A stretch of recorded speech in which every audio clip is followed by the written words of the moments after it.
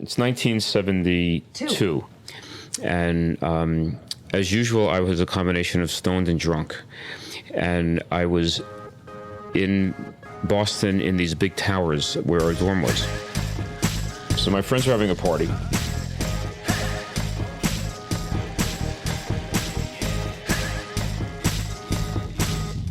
I had been studying with my friends, and we really couldn't focus, so that's when I went over. Okay.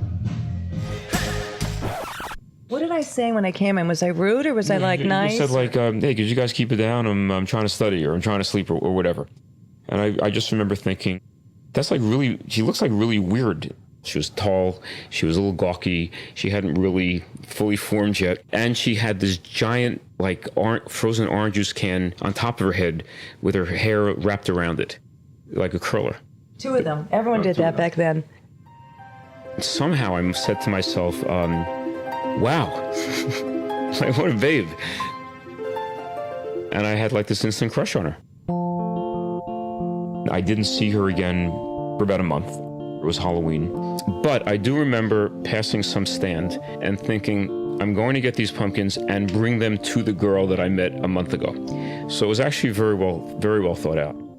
And I'm sure I was carrying my guitar with me, because I carried it everywhere, just as a point.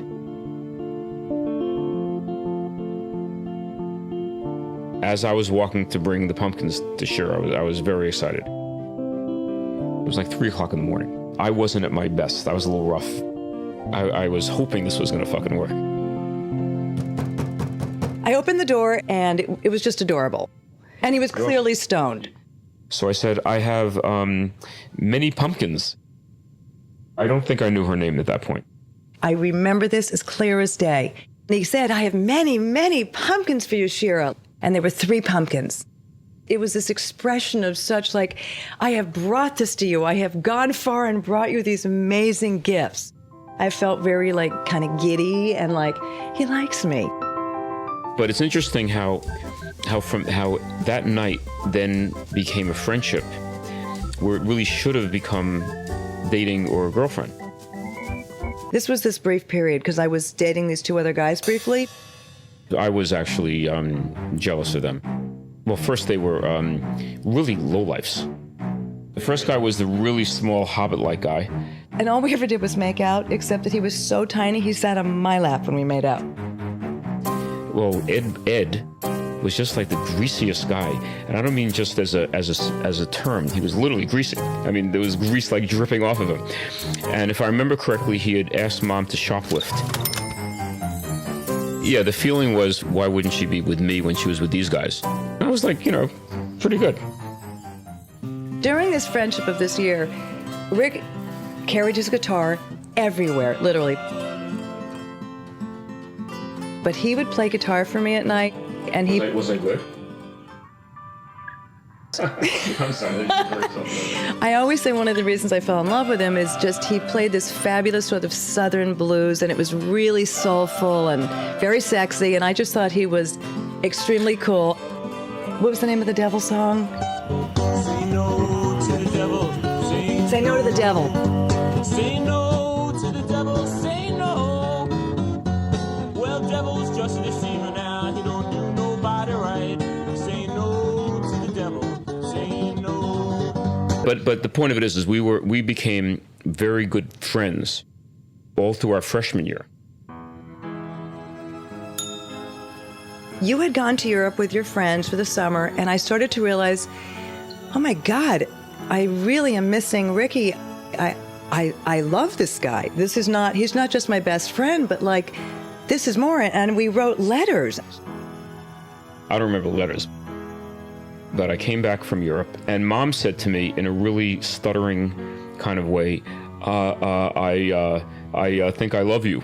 And I remember going, I can't deal with this, and literally left the room and walked around the halls a few times.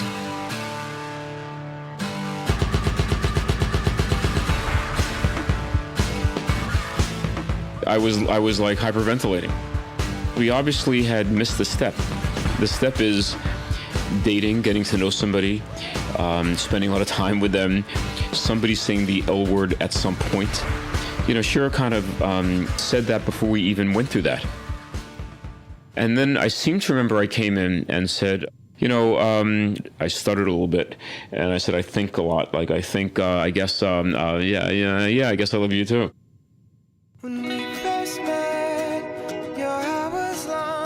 We had never kissed, so we literally that evening, we kissed for the first time.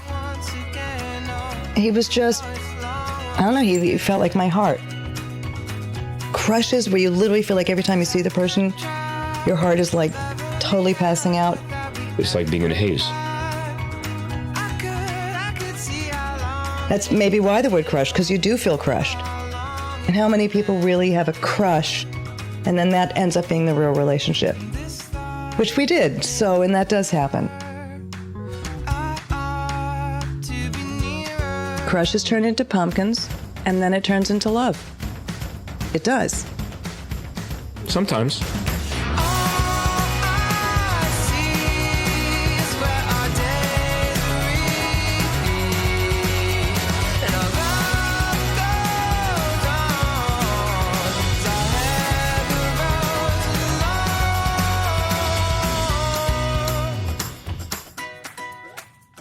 Oh, Chelsea.